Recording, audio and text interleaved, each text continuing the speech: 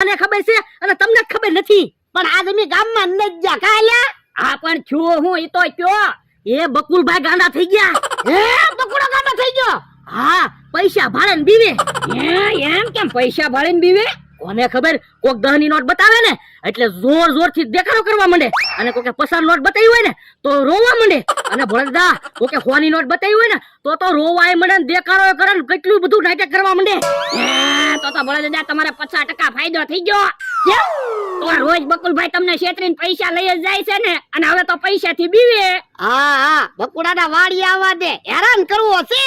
ભોળાદા બકુલભાઈ ને હેરાન ન કરતા હો, બકુલભાઈ મારા ભાઈબંધ છે. મમરાભાઈ તમે તો કાઈ બોલતા જ નહીં, બકુડાએ અમને બહુ હેરાન કર્યો. ભોળા દાદા હું તમને હાથ જોડું છું, એવું લાગે ને તો તમે બકુલભાઈ ને 2 ધોલું મારી લેજો, પણ પૈસા ન બતાવતા. હે બકુડો આવે છે. ભોળા દાદા ઈ ભોળા દાદા બેઠા જ છે ને? હા બેઠો. મમરાભાઈ